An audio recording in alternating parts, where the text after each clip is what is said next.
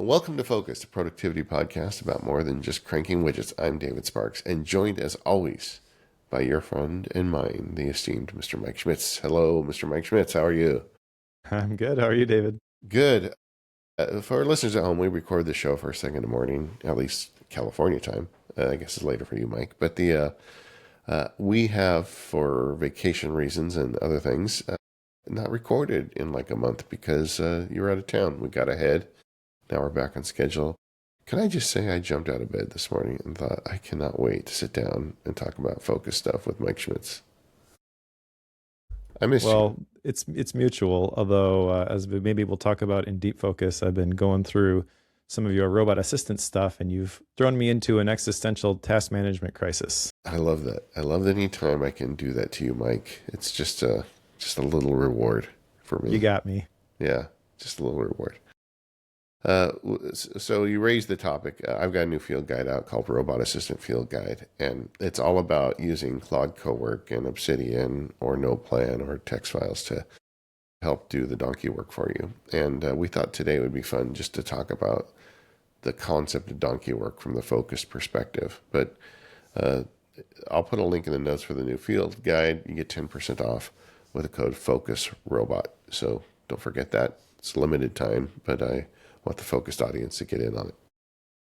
Yeah, this is a good one. I've been working my way through this one, and I'm learning a lot. So I always learn from your field guides, but this one in particular has made me feel like a complete newbie in a lot of different ways, which I think is a good thing because you also make it pretty approachable on how to actually implement this stuff. But Yeah, I mean, this is a good one. This is a good one. I really wanted to get this one out for normal people, not just programmers. And I feel like we're on the verge of just changing the way we use computers. This is a watershed moment, although I think most of the world doesn't know it yet. And I think anybody that gets in on it early is going to benefit from that. So I just think it's important right now to understand what's going on and how to take advantage of it. And we're going to talk about that in the show today. But Mike, you got something going on too. Yeah, we've got a life theme cohort that is kicking off April 6th, and I've kind of revamped the way that we do these. Basically, you just need to be a library member, which is my paid community for serious sense makers. So you can head over to library.practicalpkm.com at any point to join the waitlist, and then you'll get notified when it opens up. We're opening up the library basically in conjunction with these cohorts. So when people come in, we're all there for a specific reason. We go through this stuff together. I think it's a better onboarding experience for folks as they join the community. But I've also got a separate page set up with a promo video and things like that if you want to figure out if this is for you.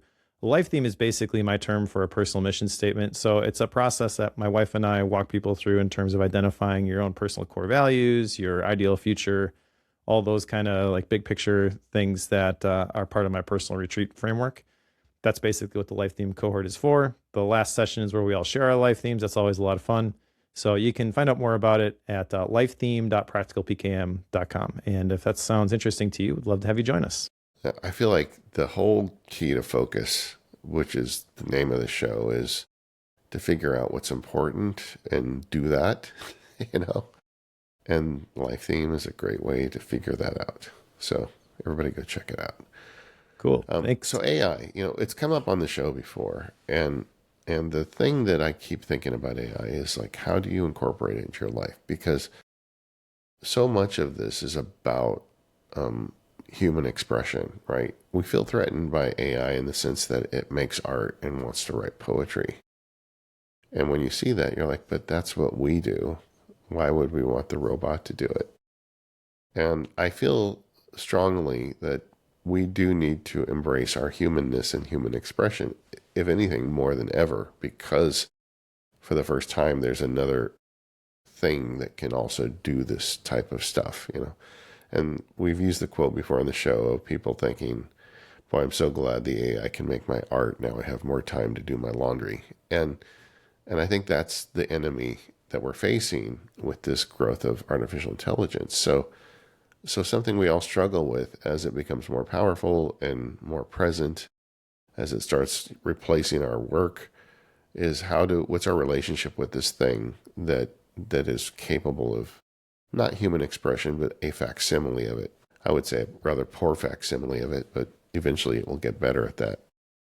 And then on the flip side, you've got the artificial intelligence companies, and they have a big, they're driving the US economy right now. Their stock prices are through the roof. They're spending tons of money on these data centers. And so in order to keep that, to keep that thing in the air, they have to tell you that it's going to cure cancer and going to solve every significant, PhD problem, that we're going to have what's the warehouse, a warehouse full of geniuses, I think is the term somebody used, that we're going to have all of our problems, global warming, cancer, whatever, it's all going to get solved by this AI. And that's why you need to buy our stock, which I think it's possible. I'm not really convinced an LLM is going to do all these things for us, but it's possible, but it's not here. And there's an underbelly of this that is actually pretty good for us right now, and that is, can AI help us with the stuff we do every day that's grunt work, what I like to call the donkey work? And I think the thing that people aren't realizing, because the AI companies don't really want to get into it too much because they're more interested in getting the high value, is that your donkey work can be done right now by AI. And that's the experiments I've been doing since the new year, and that's what led to this field guide. But I guess I should describe donkey work further. Yeah, well, real quick before you do that, the AI rhetoric or propaganda that you were describing, Yeah. I actually listened as we recorded this a couple days ago. I came across the Cal Newport podcast. He did a bonus episode. I heard him the episode before talking about, I need to address the AI elephant in the room, but I'm not sure I want to make that, part of the vibe of the Deep Life podcast. Maybe I spin it off as its own separate thing. Anyways, he ended up doing a bonus episode. And one of the things that he talked about, which I completely agree with, is that a lot of the narrative around AI is going to cure cancer and do all these things is being driven by the people who are building the AI tools. Yeah. Yeah. And of course, they want to describe it as the next big thing. And he kind of made the point that they're all kind of struggling to figure out how this is going to work. And I just appreciate his approach because he's a computer scientist. He talks about focus and the deep life and a lot of the same themes that we do here. And so if you're listening to this podcast and you're interested in trying to understand this stuff, I feel like that's a good resource to do so. I'll try to find the link to that bonus episode and put it in the show notes. But yeah, I will definitely. The sky is not necessarily falling. Just take what you hear, with a grain of salt. And then the main point you were making was, how do we use this to do more of what really matters? That's the focus angle to this. Is not like, well, AI can do everything or AI can do nothing, but how can AI do the things that I don't want to do so I can do the things that I do want to do? Exactly. And that's refreshing to hear that Cal Newport agrees, because I feel like he's a lot more knowledgeable on computer science than I am. He's a PhD. So I'm going to go listen to that myself. But I do think that what's happening is, let's flip that earlier quote on its head. Let's get the AI to do our laundry so we can do our creation. And the thing can do it now. We're going to talk about that in a minute, but it really can. And there's reasons why. But donkey work is really insidious for a lot of us, in the sense that it causes a disruption in our focus.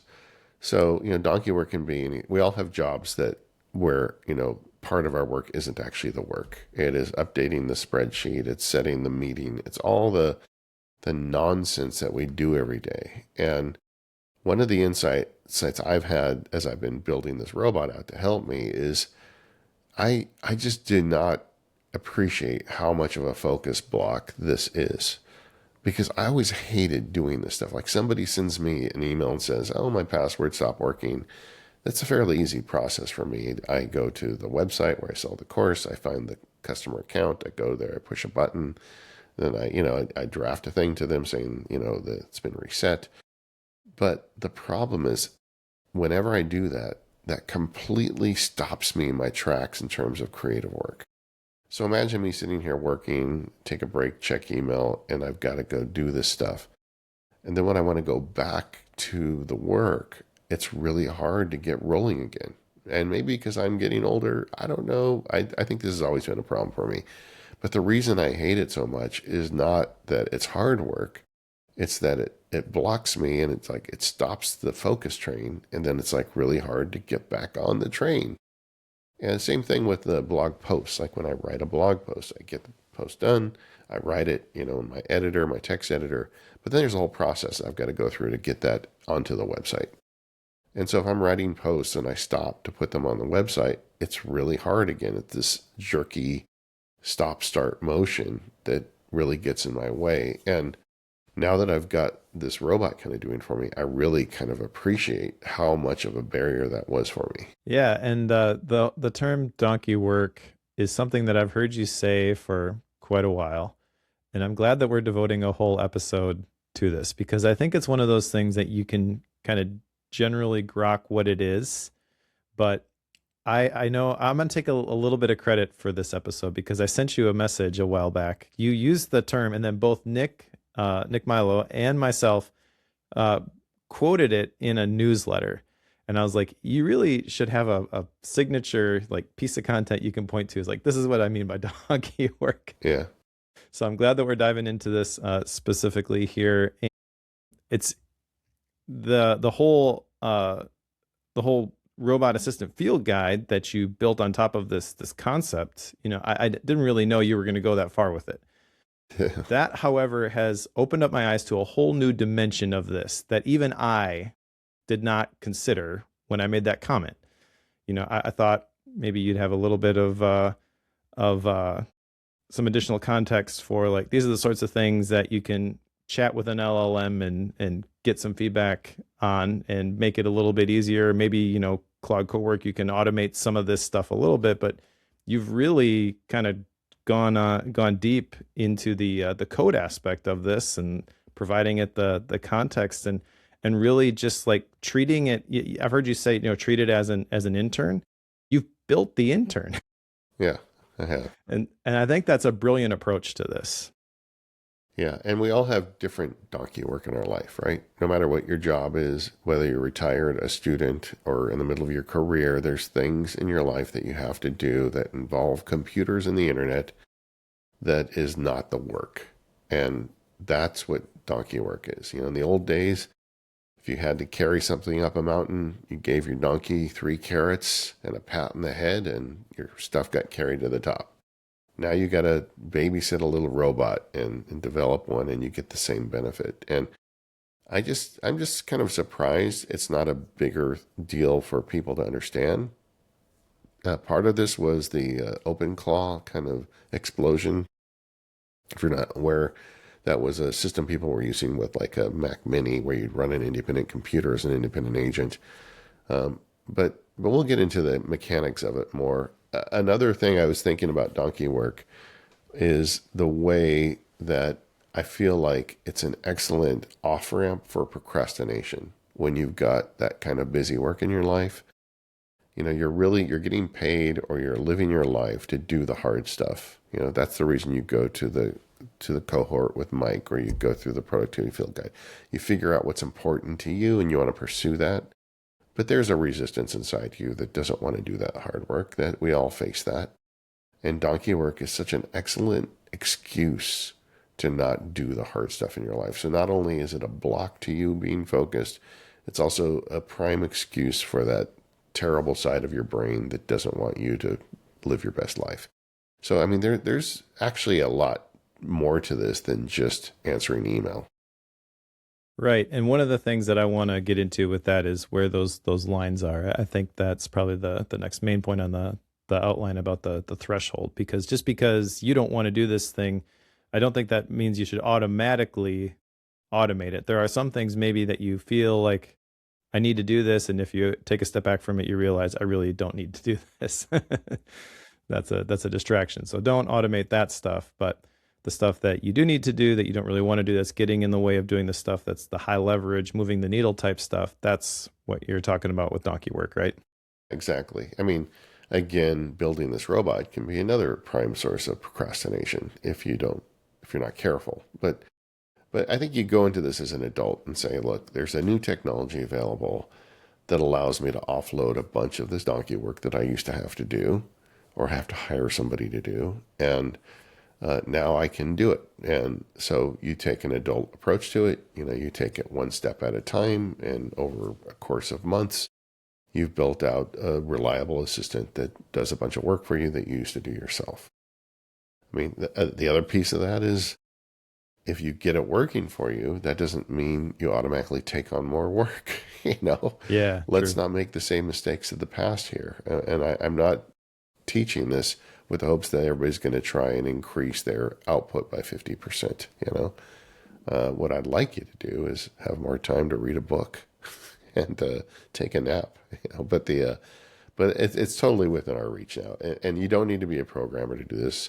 It's all plain text, and we'll get to it. But the thing is built on Claude. Do you want to start there?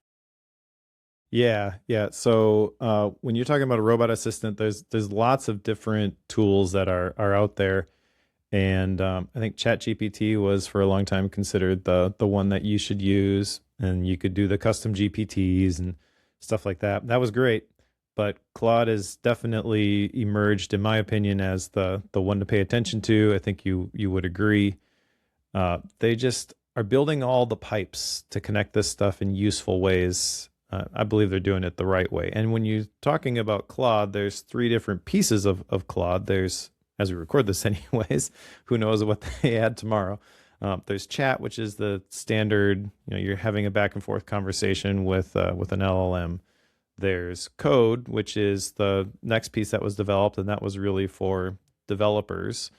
And then there's Cowork, which is kind of in between. And I have to admit that Cowork is the one that I haven't really dipped my toes too far into the water. I'm using it a very little bit, and I got a whole bunch of ideas after watching some of the videos from your robot assistant field guide.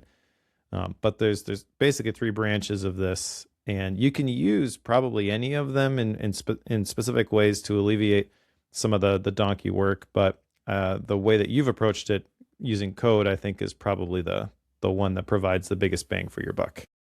Yeah. So the big piece is, so they made Claude Code, which allows you to program and improve your applications. Mike has used it to develop plugins for Obsidian for himself. It's really powerful.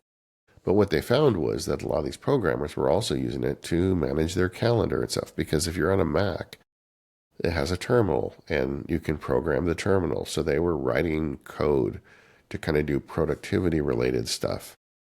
So then they, at Anthropic, they use Claude Code to generate Claude Cowork, which is kind of like Claude Code for normal people. And it's really impressive. And we'll get into what it does in a minute, but it is kind of the next iteration of this. But it solves so many problems that you couldn't solve with chat. It gives it memory, it gives it access, it gives it ways to do things. And just Anthropic in general, if you look at kind of their company direction for a long time has been make useful things for business and for people. I feel like of all the big models out there, they're the one most focused on people like you and me and the listeners trying to just get the stuff to work for them. And as a result, they've got all the pipes built, like you said. And I don't know this is the end of the game here. I think people are going to pay attention to this. I feel like this is a great opportunity for Apple. Like if they would build this type of functionality into Mac OS where it was private and local, that would be even better. And I don't know if they've got the foresight to do that. I guess we'll find out. But the fact is you don't have to wait for Apple because Anthropic has done it and you can start running this stuff today. Yeah, and the key to making it work, I think, is in the perspective that you have in trying to work with the robot assistant. I was listening to a Nathan Barry podcast where he was interviewing someone who helps small businesses and solopreneurs specifically incorporate AI into their businesses. And he used the analogy, which I thought was brilliant, of AI as a sous chef. So you can assign it specific things, Yeah. and it can do useful things, but it's not a done button. You don't just say, do the thing for me, and then it spits back the output in a good enough quality that you can actually use it. You have to give it parameters, you have to give it context, all those sorts of things. And that sort of transforms the way that you interact with all of these tools. But with Cowork specifically. Yeah, and like small time creators like me and Mike, we have so much donkey work in our lives. I think this kind of job really comes with it. So that makes us very eager to solve this problem. Okay, so you want me to dig into the donkey work threshold? Let's do it. Yeah. Where is the line where okay, this is officially donkey work? Yeah. Well, first thing, I think we need to understand some underlying technology with Cloud Cowork. Uh, Historically, we've had chatbots, which are great. Like you can feed it text and it can fix it and it can make it sound like a pirate. It can do all kinds of great things in chat. But it has two real limitations. The first is memory. It doesn't remember anything very long. I like to think of these AIs as like having an amnesiac intern or an employee who can't remember anything. You know, they're very good at following the manual, but they forget the manual every 15 minutes. So that's a problem. And then the second is access. If it's locked in the chat window, then you've got to like copy it and paste it, and it can't really do a lot of the kinds of work we want. This was a tough problem like 6 months ago. And then Anthropic released MCP, Model Context Protocol. And so MCP allows you to connect the chatbot to external applications. Like as we're working on this, we just got one from Fantastical. They just released their public MCP. So now your Claude, your Cowork, or your chat or code can understand your calendar. It can see what's going on in your calendar. If you've got Google Calendar, you got the same thing. There's a lot of ways to do this, but you know that's just one. And third-party app developers are jumping on the bandwagon. They're building these MCPs to connect them. So suddenly we're getting access. The biggest one of these is called Claude in Chrome, which allows it to drive the browser. So if you do browser-based work, that's your key. So we've got access now. And then the question is memory. Well, Claude Cowork, the way it's engineered is when you start it up, it says, okay, where would you like me to look? You know, what is my memory for this session? Now, there are a lot of applications out in the world to help you take notes and keep track of information. For 15 years, I've been talking about text-based notes apps because I think they just seem inherently better. Mr. Schmitz is a big fan of Obsidian and does a lot of teaching on that. Obsidian is a great one. NotePlan is another one on the Mac that saves markdown files to your local drive. But suddenly these apps have their moment because when you turn on Cowork and you just point it at your Obsidian folder or your NotePlan folder, then it's just got a bunch of text it can read. There's nothing faster for these things to work with than text. You know, it doesn't have to plug into an MCP and go digging through resource files. It just reads the text. And suddenly now the thing has a massive memory, as much memory as you want to share with it, which is your Obsidian database, your NotePlan database, or you could even just use a folder full of text files, but I'd recommend using NotePlan or Obsidian. And so you have the two big problems solved. It's got memory and it's got access. And now you've got wings to build your robot. So that's the thing. You put those two together. The existence of memory, the existence of MCPs, which are growing every day, and then you can really do something. Like just a simple example. I have that blog post problem I was talking about, the block wall of me posting to WordPress. I have taught Claude Cowork exactly how I want blog posts posted at WordPress. And that includes things like what are the categories that you check? What are the tags? Who does it go to? Does it go to Labs members or does it just go to the public? There's a bunch of little fiddly bits you do when you publish a blog post. Well, it has created a memory, a text file in Obsidian for me that has all of that documented. So as soon as I finish posting a blog post, I say, okay, ship it. It says, okay, boss. And then it goes in, reads the manual. It reads the instructions for how to do that again. And then it opens up Claude in Chrome. And then it goes to my website, it logs in, it grabs the text out of the Obsidian document, it grabs the tag information, all the publish date, all that stuff, and it just takes care of it, and it's done. And when I look back at it a few minutes later, I've got a blog post posted on the website, and it's that easy. So now, instead of going through all that myself, I just type ship it. And in that in that case, it's using the memory of what it's got, of the skill to do it, and the information I've given it in Obsidian, and it's using the MCP, the access to do that. So you couldn't do that before with just a chatbot. So it's really changed the game now. So suddenly we have a lot more power available to us via AI than we did before.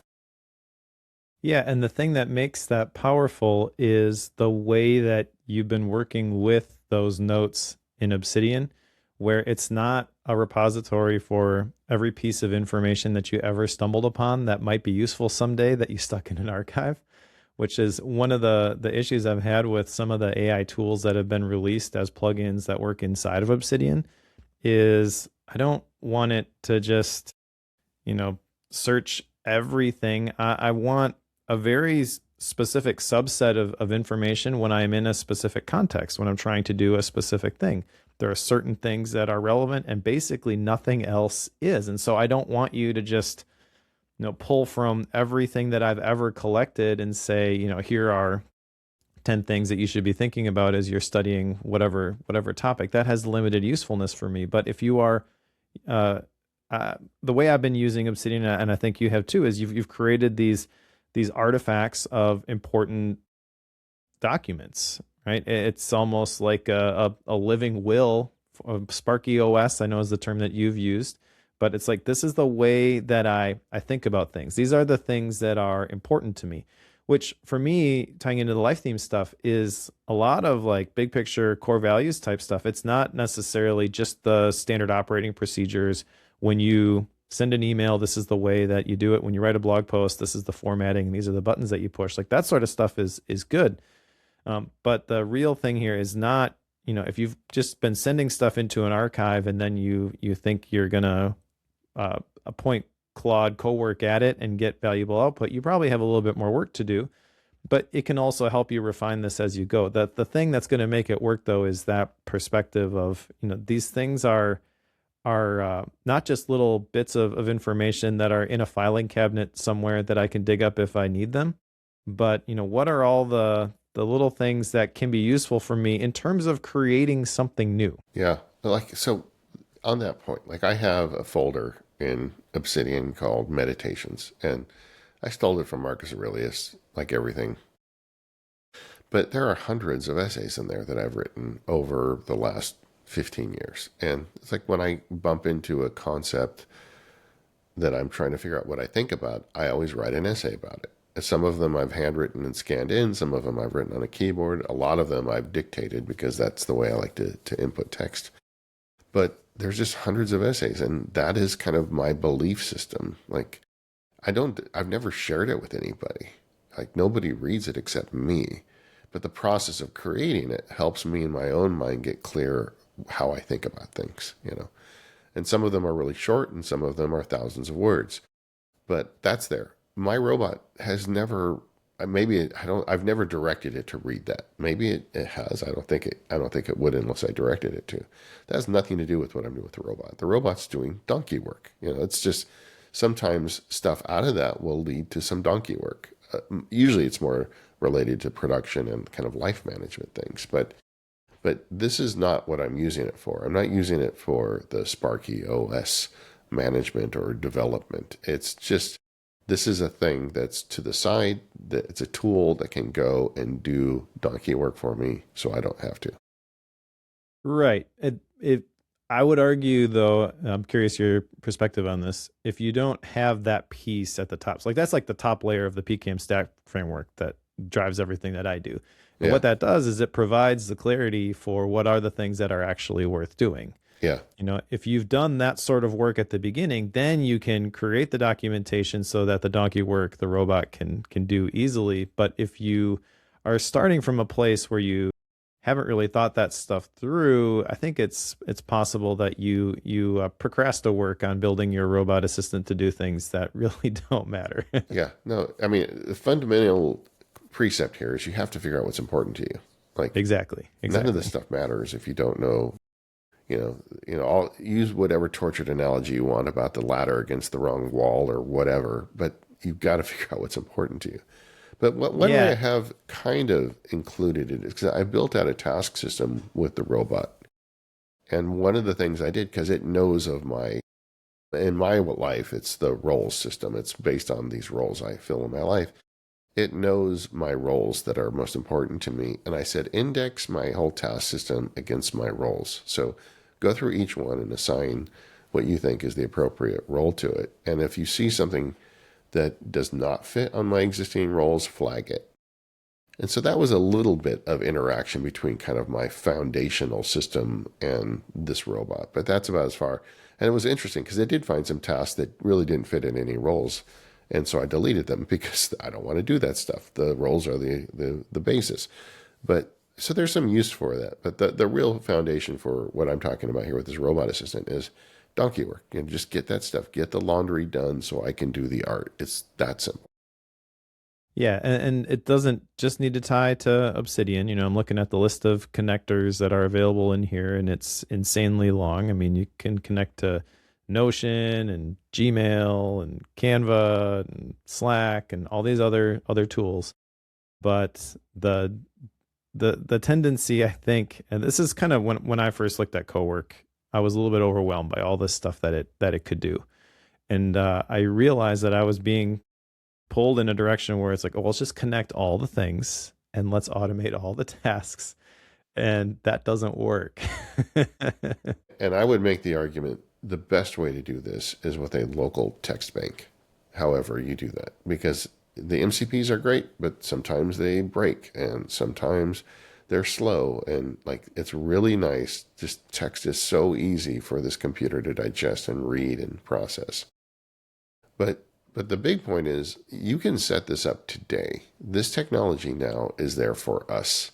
It's been democratized for us normal folk. And you know, you've got to figure out the skills to get it going, but it's not that hard. And once you do, then you can do some great stuff. Yeah.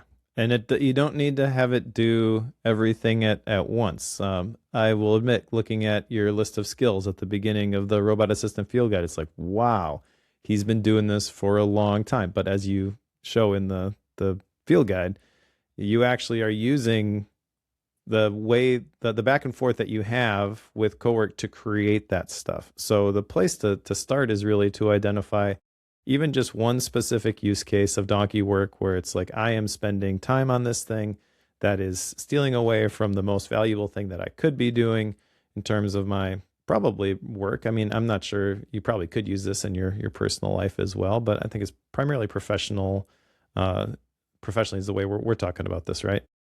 Sort of. I mean, I also, like one of the things that I like to do is I like to log things. Like when I have communications with a sponsor or when I buy something or when I have an expense, I always want to log it. And I've done this manually my whole life. It takes a lot of time. I wrote fancy Apple scripts to create links to emails and do all this crazy stuff so I can get back to this stuff. And now, like, it logs everything for me automatically. I don't even think about it. But also, like personal expenses. I bought a new stropping stone yesterday for my shop, and the receipt came in. So I just went ahead and forwarded it to the robot and said, log it. And so now I've got a collection of woodworking tools I bought and said, oh, would you like me to create a spreadsheet for how much money you spend on woodworking? I'm like, yeah, okay, go ahead and do that. But it's like, so I've got some personal stuff going in there on a logging capacity, but most of my personal stuff doesn't really need this kind of treatment. Right. Cool. Well, should we talk about some of the ways that we're using it? Yeah, let's get into it, man. And let me just qualify that I've been working on this for months, and mine has come a long way since I first started. When you start doing this, I recommend you start, like Mike said, with one or two things. Build it slowly. But I kind of broke it up in categories, and for me, the first category of things I've got it doing for me is communications. Email is always a challenge for me. I like corresponding with listeners and labs members, but email in general to me feels like a burden. The old EBY thing about the morning mail is my enemy, and it can really distract me. And so I've got it doing email triage for me now. It goes through and checks for me for anything that's like critical. Like when I do a startup and shutdown routine with the robot, and the first thing it does is says, did you have an email come in last night that you absolutely need to deal with right now? Or at the end of the day, it does the same thing. And that's really good because then I don't have to go waste a bunch of time in email. I just have it surface what's there. Communication wise, it also does Slack because it has a Slack MCP, and I always am concerned, gang. I'm not good at that communication piece. I don't check text messages during the day. I don't at Relay. We use Slack, and we had a thing happen where the editor needed me to do something, and I didn't see it for a day and a half because I didn't open Slack, and I felt terrible afterwards because it created more work for other people. And so now it checks for me in the morning and the evening. It checks Slack to see if there's anything in there that I need to check. And so it kind of fixes that for me. And then, of course, it also logs all the email stuff that I go. I have it at the end of the day, read all my outgoing email for the last 36 hours for anything that needs to get logged. It's like, oh, you wrote the sponsor about, something they're doing. You want me to log that? Yeah, because for each sponsor, I have a record with a list of a dispatch log of all the communications. So if there's ever a question, I can go back and look at. I think it's the old lawyer in me coming out. Another communication element for me is I have people that help me on the back end. And as much as I like robots, I want humans in the loop. And when I have an automated blog post go up, it doesn't just post. Another person reads it other than me, because at that point I feel like I know what it says and I'm incapable of proofreading. So a Notion record gets modified so that person could get notice, oh, this is up in WordPress, I need to go check it before it gets published. So I have a lot of communication stuff being handled with it that is, in my mind, donkey work. The proofreading that you just described, I'm glad it's not just me that has issues with that. Yeah, it's true for all of us. Because first I write it in my mind, then I usually speak it with my lips, and then my brain just connects my memory with what's on the screen, not the actual words. Happens all the time. Yeah. Yeah. Do you want to go back and forth, or do you want to crank through your list and then I'll share mine? Okay, I can continue if you'd like. I've got the other one is I'd call daily management stuff, and that's like the calendar tracking and some management. I really have come to appreciate the robot assistance on the startup and shutdown routines. Especially because for me, the big one is shutdown. And that's when I do go through email in the evening. And so I can crank through email while the robot's processing the shutdown for me and just throwing up, okay, these are the things. What do you want me to do with these? And the way I trained it is when it's processing email or any of these tasks I get, I say, give me a suggestion of what you think you should do with it. And then I tell it if it's right or wrong, and over time it updates itself. That's one of the real tricks of this. If you go through the course, is you got to keep updating it so it learns with every session. But it's got really good now at knowing what I want it to do with different kinds of information. So mainly I'm just answering email, looking over to the right at the robot and occasionally saying yes, then it goes and does a bunch of stuff. One of the things I do is I track website links for the week, because at the end of the week in the Max Market Labs, I do a 10-minute podcast for the members called the Lab Report, and I update them on Apple news and rumors from the week and a couple other things. And people like that. And, it just gives them a 1-week summary if they don't, watch all this stuff carefully. But the workflow I developed was with Reader, from Readwise. And Reader has an MCP, so now as I'm going through the week and I check the feeds, I can just tag something to Lab Report, or I could tag it Lab Report and blog. And then at the end of the day, it goes through and checks the MCP and says, okay, you tagged 4 things for the Lab Report this week. Okay. So then it has a text document for Friday for me to record the Lab Report, and it collects those links so I can go read them and record it when the time comes.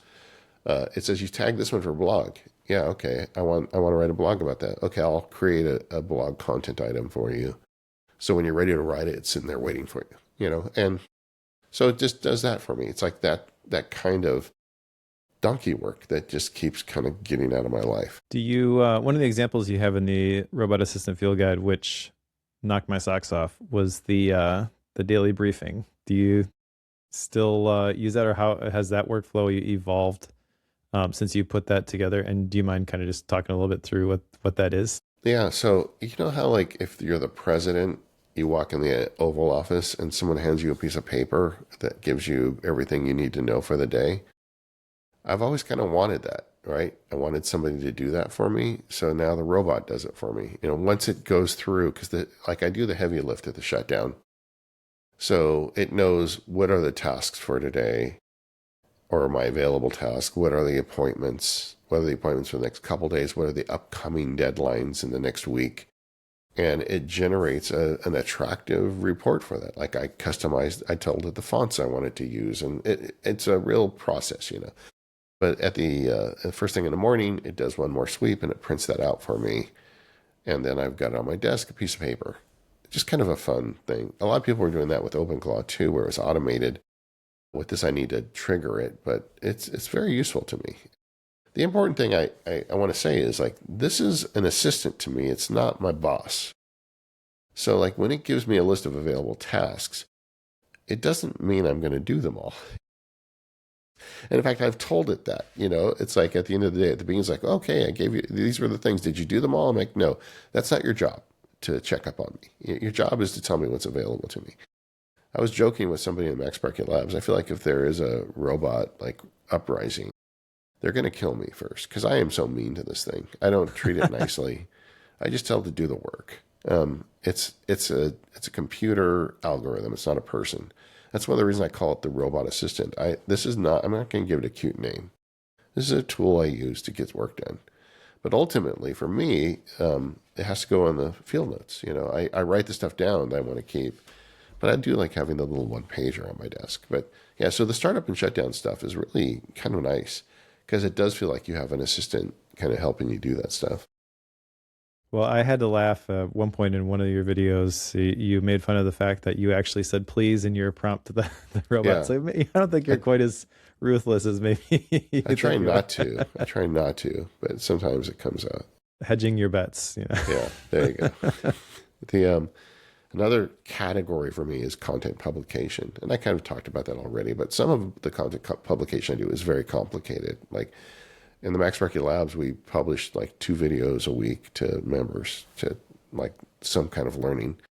And so that has to go to the Labs memberful site, has to go to WordPress, has to go to Notion. It's got to do a lot of things. And that skill now is just rock solid. It just does it for me every time. I don't think about it. And that's really nice. Another category that's great for me is MacSparky is file organization, because I've been teaching how to name and organize files for 20 years, and it's always been a battle because, when you get 100 documents that all say scan number X, and you just want to name them, there's been ways to do it in the past, but they're very complicated.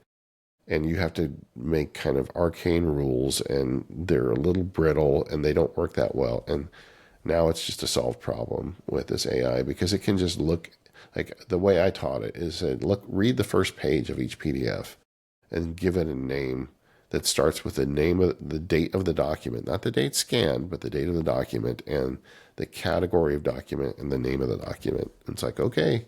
And it'll do that to 10 documents or it'll do it to 1,000 documents, And then you say, okay, now come up with a folder structure and organize them by folder. And it'll do that too. That is a problem that we've been trying to solve for a long time.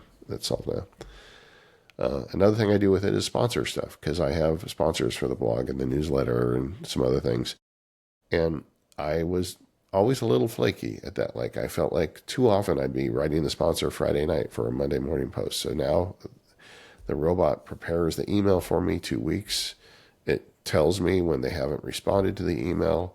It does the invoicing. I've got a FreshBooks account, so it goes on through Chrome and it creates the invoice and it checks each box that I want it to. And like that whole thing is just kind of like off my plate now and much better. So just so many things. Customer support's another one like that I talked about, like, resetting passwords and, dealing with download codes or whatever the problem is. It knows how to do all that stuff. Like the code we talked about today, the robot focused, the 10% code, my robot went and set that up. I didn't set it up, Nice. So I'm doing a lot with it, Mike. And I'm finding I'm kind of getting to the edges of what I need it to do. Like most of the stuff I've kept in my plate, I want on my plate now. But It's pretty great. And it's just shocking to me. I didn't realize 6 months ago that by now I would have this much automation with AI that is this useful. Yeah. So you are definitely the Yoda when it comes to the donkey work approach to to AI. I honestly have not used Cowork a whole lot. I've used Claude quite a bit, but it's primarily been with the chat and then also the code piece. Yeah. Um, I'm inspired by your robot assistant field guide, and I feel like some of the stuff that I've done as one-off things in chat could be automated using Cowork, and I could create essentially standard operating procedures or rules for automation based off of that.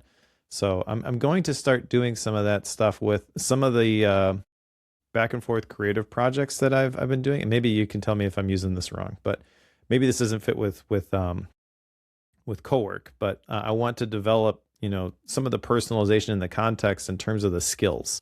So one of the things that I do all the time with Claude is I don't use it to write my scripts or my newsletters or anything like that, but I always get feedback on it, and I will occasionally use it for giving me ideas. Specifically with YouTube, I'm pretty new to YouTube still, and I just don't think in terms of the YouTube algorithm and what makes a good title, what's a good hook. I'm still learning that stuff. So I want to make a video about this. So uh, give me um, give me 10, title ideas. But I recognize that I could create skills based off of the ones that I've already published on my my channel, along with some best practices that I try to keep in mind. Keep it under 55 characters, stuff like that. So I wanted to help me write the titles and the hooks for YouTube specifically. Social media format or social media post formatting for like LinkedIn and things like that.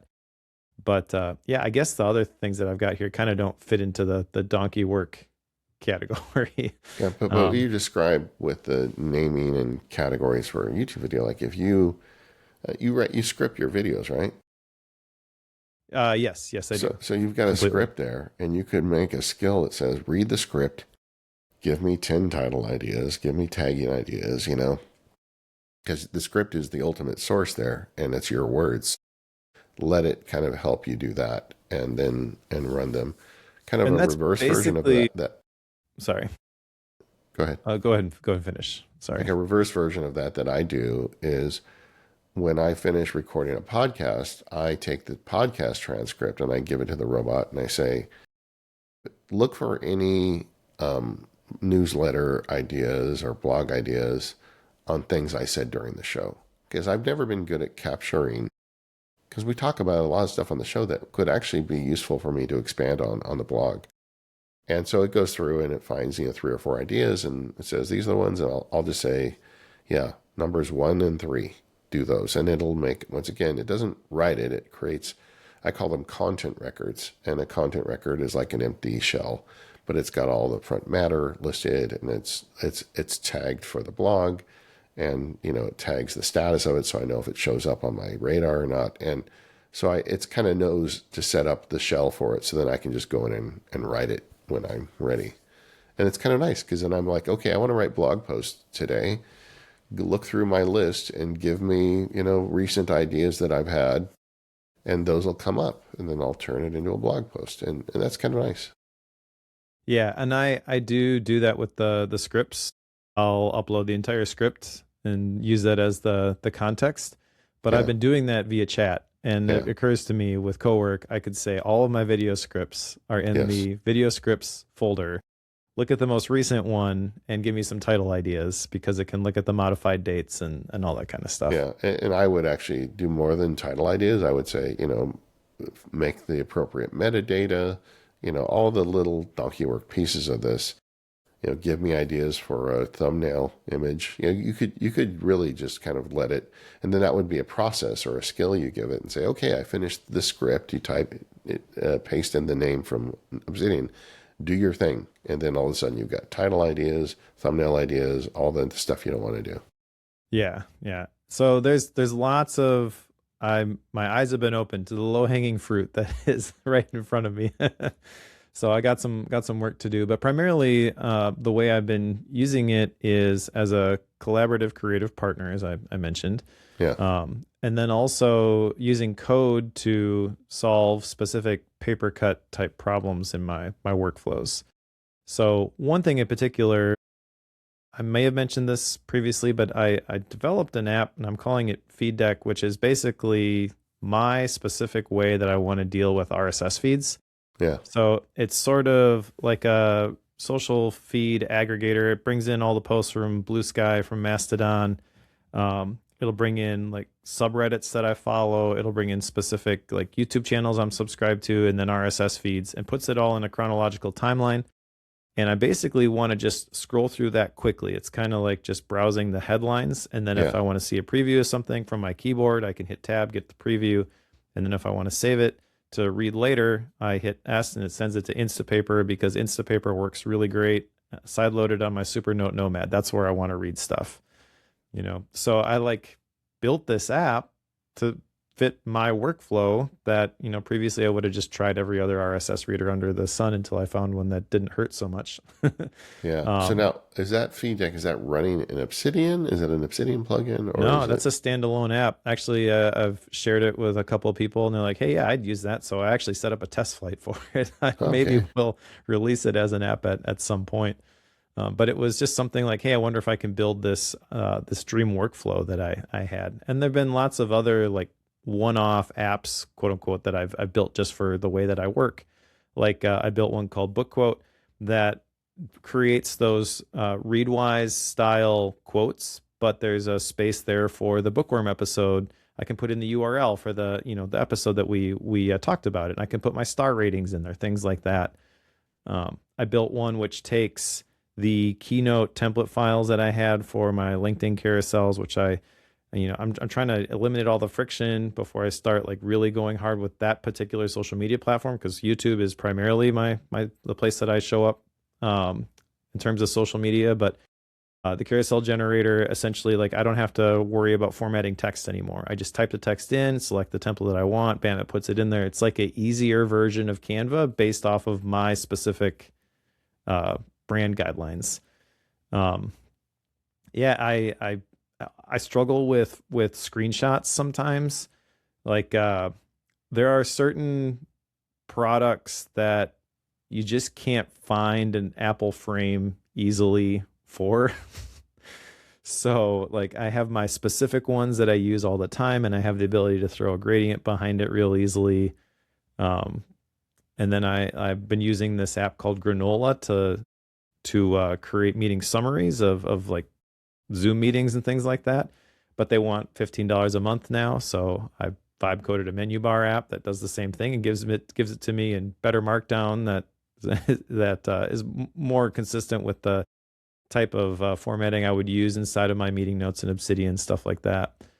So, Um, so you've gone really hard at Claude Code, is what you're saying. yeah, but I think I've also done like one-off stuff with both Claude Code and Chat. So like you're talking about MCP, and the real value of that I'm realizing is once you get it set up, you can have this system that you build that formats things a certain way every single time. But I have MCP set up, and I used it to update 1,400 daily notes because they were formatted, a specific way, and I needed them formatted a different way. I moved actually my daily questions scores from tags in the note to properties at the top. So I have to create the recurring systems basically for that sort of stuff. But the one-off things I've been doing, I've used Chat, for example, to create summaries of like explainer videos. Like I just redid the whole member guide inside of the library, and I wanted to create these explainer videos. Like this is where you go to do this sort of thing, hot seat coaching, all that kind of stuff. And so I recorded all these videos, and then I uploaded the transcripts one at a time in the chat, and said, give me bullet point summaries of this. And then I took those summaries, pasted those in the lesson pages, and then added the tags to the appropriate spaces, the links, that sort of thing. And that's the sort of thing like in the list of things I needed to get done, this week, that was a one-off task. But if I think about it for a little bit, I realize that there are a lot of instances of that type of thing. Like that exact workflow, or 95% of it happens over and over again. So very low hanging fruit in terms of building the systems to do that. Just haven't created the skills database or index, I guess is what you call it, in the robot assistant field guide, and set all that individual stuff up so that I don't have to think about it again in the future. Yeah, so let's talk about that. If you want to set this up, what's involved? So we talked about the two pieces, access and memory. So the first thing you need is a memory bank. You need somewhere that the thing can look when you open CoWork and what you pointed at. You could do this with just a folder full of text files. You could also like set up the MCP to Notion if you're a big Notion person or something. I recommend that you use either Obsidian or Noteplan. Noteplan is a native app on Mac. If you want native apps, that's excellent source for it because it's just, again, folder full of markdown files. A lot of people like Obsidian. I know, Mike, you like Obsidian. In the course, I teach it through Obsidian because I wanted it to be an app you didn't have to pay for to figure this out. And Obsidian's great for it. So, but a folder full of markdown files is the memory. So you set up Obsidian or Noteplan and treat that kind of as the thing that you point it to when you're getting started. And then so you start up CoWork, you point it at that memory bank, and then you get started. Now, there's a couple things going on here technically. At your source folder that you pointed at, Claude wants to create a thing called Claude.md, and that's kind of like its basic operating instructions. And that's the first thing the robot reads when you start it up. So you start putting basic instructions in there. How does it refer to you? What is its purpose? Kind of just basic stuff that you have it doing. And this all evolves over time.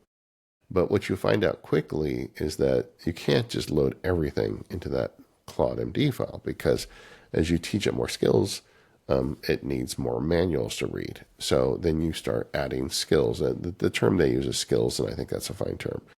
So like talking about Mike's thing earlier, he could make a skill to read a note for a YouTube script and add 5 title ideas, tag ideas, thumbnail. It goes through and has a list of things it does. When I talked earlier about the complicated nature of putting a video up for the Max Market Labs, there's a skill file on my computer where it knows all the details at each website that it needs to go to. What boxes do I check, and how do I do this exactly the way Sparky wants it done?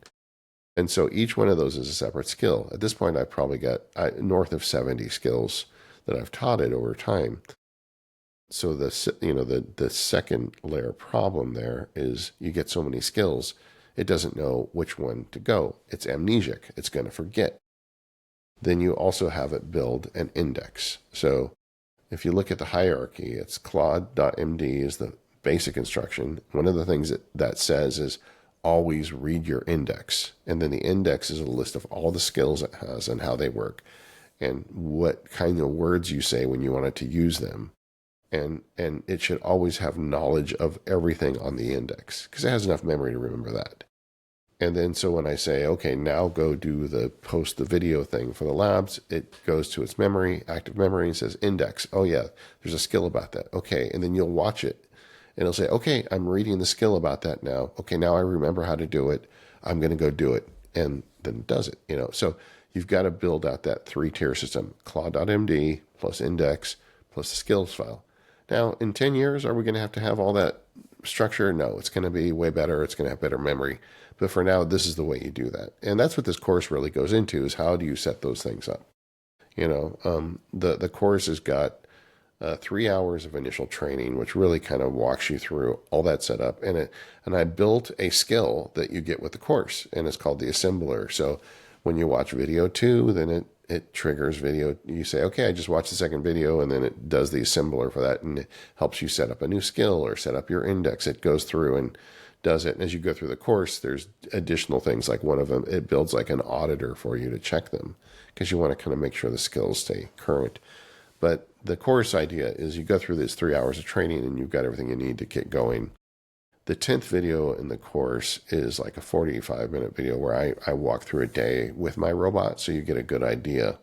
Some people are telling me that they wish they had watched that first because it gives them kind of context for the course. But I think a lot of it wouldn't make sense if you hadn't watched the beginning of the course. And then after that, we're going to do a 10-week workshop. I mean, this is an extended workshop series, and we're all going to get on phone together, on the Zoom together, and I'm going to explain deeper, like how do you run a task system, or what is it? Each week we're going to cover a different element of it. And, with the courses I make, I always give a pre-release to the Max Rocky Labs members. They get in early. And we just had a call in it yesterday, and it is shocking to me how many of the members, just with the 3 hours, have built like really impressive robots. Like one of them is a Red Cross volunteer and does like really high-end work for them. And like he's running it off his robot. I mean, it's awesome for me to hear how people do this. And it's a strange field guide for me because it's not teaching you the ins and outs of an app.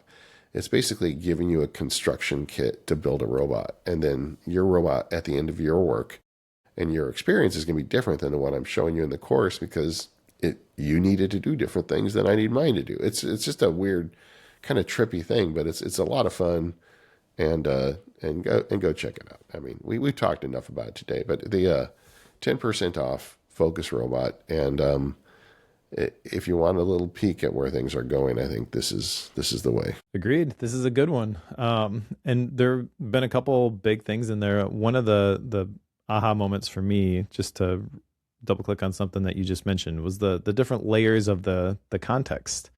I've always viewed context of working with one of these LLMs as you upload a file, and it can go so much deeper than that. And that really allows you to create these systems, which is sort of blowing my mind and also really exciting, because that's generally how I think about things. I've got a lot of work to do, but I'm really excited about the premise. And then the other thing that really clicked for me, which you just mentioned, was that manual. Essentially, in the guide, you talk about giving it the manual every time it needs to do something. You don't have to manually upload those files every time. You can create the systems where it knows where to look for all the stuff that it needs to do. And that kind of is a game changer with this stuff. Yeah. I mean, it's interesting because, to get into the weeds a bit, in Claude, they have a system called Skills where you upload the skills to your account. And that is kind of like the genesis of this idea. But the way it works with Claude is they're read-only. The robot can't change its instructions. You upload them. When I first started on this journey, I would say, okay, I gave you a skill to post a blog post, but now I want to change it. So let's rewrite the skill, and then I will download it as Markdown. Then I will re-upload it to you in the back end. So now you've got an updated version. I did that for like a couple of weeks, and then it occurred to me, hey, wouldn't it be great if I didn't have to do that every time I change the skill? Because you're constantly changing these things as you develop it. And so all I did was I put it all in Obsidian, and I gave in my Claude.md file, it says, Obsidian is a source of truth. Don't read your internal skills, read Obsidian. And then it's fine. And now it's constantly evolving. These instruction sets we give, and something somebody asked me, I think it's not obvious until you start doing it, but I don't write them. I just tell Claude what I want it to do, and it does it, and then it writes them. But they're in plain English, so I can go read them, and if something's wrong, I can literally just take a text editor and fix it. Or I can just tell it, hey, that step you did, that's wrong. You should do it this way. And then it'll go and refigure it out. And the other thing that's weird is when it started connecting them. Like I've got one, I talked about the one that where it goes through and kind of looks at a transcript for ideas for blog posts. I've got another one where I have it read the transcript of the podcast to give me edit points and links I can include. Like I've always been bad at remembering to add links. So now the robot just extracts them all, looks them up, gives me a list. I can add them to the show easily. And same thing with edit points. When we podcast, I am the worst person at writing down timestamps when something happens. But now with me just yelling out edit point while we're talking, and the fact that I just did that's going to really screw it up now. But it'll go through and read the transcript and look for areas that I think that should be edit points and give me a list. And it has timestamps on them, so I can do that. But anyway, so I made these two skills to do these two different things on 2 different days to solve 2 different problems. And then it said, well, these are related. Do you want me to run them in series? Like, oh yeah, that makes sense. Connect them, please. So it's trying to be helpful, but at the same time, you're the boss and make sure you're the boss. But that's the whole system is you give it memory and you give it access and you're careful about building it out slowly. And before you know it, a bunch of donkey work's off your plate. So So this is really exciting. I mean, I found myself waking up at like 5 in the morning, just thinking about something else I wanted to train it, and just getting out of bed because I couldn't stop. All right. So in addition to your robot assistant, got any shiny new objects? Yeah, it's actually robot related. We had an extra studio display in the house. Long story, but we had an extra one. I was going to sell it, and now I've actually hung it on my Mac. It's to the right of my main display, and it's kind of just so, like I was talking about doing when I have the robot running and doing stuff in Chrome, I want to keep an eye on it, but I don't want it in the way. I want to be able to still work. So I hung a second monitor. I've tried this 3 or 4 times over the years, and it never sticks. This time it stuck because now I've got a good excuse for it. Awesome. I think that's a great an underrated tip maybe is to have like that context window always open, because I've learned so much from watching how it thinks in terms of what it's doing. That's the only reason I've been able to have any sort of success with Claude Code, because I don't know how to write any of the code, is just understand its approach and how it's thinking about things. And then, oh, okay, so next time I'm going to talk about it this way. So having a window where you can always see that stuff, I think would definitely increase the usefulness for this. Here's a power tip, Mike. When you're training the robot, don't give it details on how to do a specific task. Tell it the result you want and ask it to give you 5 ideas for ways to implement this. Because, it knows better about how it works. And when I try to like prescribe to it, I want you to do this, this, this, and this, it usually is the worst way to do it. It's better to let it come up with the solutions. You just tell it the solution you want and let it come up with the procedures. Yeah, that's a great tip. So for me, my shiny new object is the result of going to the New Media Summit. I saw someone walking around with a DJI Osmo Pocket 3, saw that it linked with those DJI mics that I've got, and I already know that I need to get a little bit more serious about short form video. I found a good deal on one, and I got one. Mike, you will not regret that. I have one too, and I use it all the time. In the labs, I do a quarterly question and answer session. Yesterday, I did mine in the backyard and showed off my bonsai trees while I was answering questions. And it's that Pocket 3. I mean, and you're right. You just get it's not that expensive. You get a wireless mic that connects to it with no hassle. And I'm also starting to do more of the Disneyland vlogging stuff, the Disneyland field guide kind of thing. And I use it for that too. And I know you can do it with your phone, but you do other things with your phone. And having a camera you can just stick in your pocket and then pull out and just like shoot and run. It's a really great piece of technology. Yeah, and that gimbal is so good. Like, it's so silky smooth. One of the issues I run into when I use my iPhone for the B-roll stuff is sometimes I have to shoot B-roll in places that I don't have a lot of natural light, and so the action mode doesn't work real great. And that thing it's basically impossible to screw up shooting video with that Osmo Pocket. I mean, for someone who does YouTube videos, it's a B-roll machine, like, because you can just pull it out and shoot it really fast. But even just like if you're not doing the kind of stuff Mike and I do, it's really nice having a really good quality recorder that fits in your pocket. Yep, 100%. What are you reading these days, Mike? So we just finished a book for Bookworm called The Science of Storytelling by Will Storr. And this is an interesting book because it's essentially a science-based storytelling class in a book form. There's a lot of neuroscience. There's a lot of like behavioral studies that go into it. And it's primarily, I think, geared towards fiction writers. That's not why I picked it up. I just wanted to be able to tell a better story. I think there's a lot of ways that gets applied in the work that I do that could really just benefit a lot of my professional workflows. But it's a fascinating book, and I've learned a ton from it. So even if you aren't necessarily wanting to get better in terms of writing fiction, because I think that's kind of how it'll hit you at the beginning, it's there's a lot to be learned from this, and it's a really good book. I would recommend this to just about anybody who's interested in the topic. Yeah, I mean, thanks to your recommendation, that's next in my queue. I'm reading a book this week, and it's by Lost Art Press. It's called By Hand and Eye, and it's about the history of taking measurements. It's a woodworker book, kind of, but I think it's an artist book. And like the way people used to do measurements, they didn't have refined rulers and tape measures back in the day, so they would use proportions, and they just knew certain proportions. If you look at old furniture, often it's very pleasing because over hundreds of years, craftsmen figured out the best proportions for this stuff. And they just used dividers, and they would figure out, well, this is a 3 units across and 2 units down cabinet, or something like that.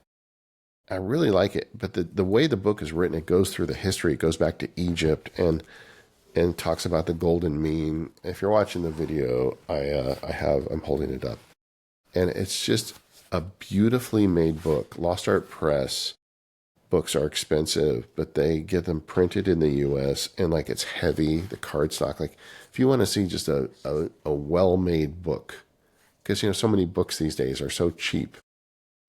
There's just I can appreciate, to Mike's point, the artifact nature of this book. I just kind of love owning it, and I've enjoyed reading it again.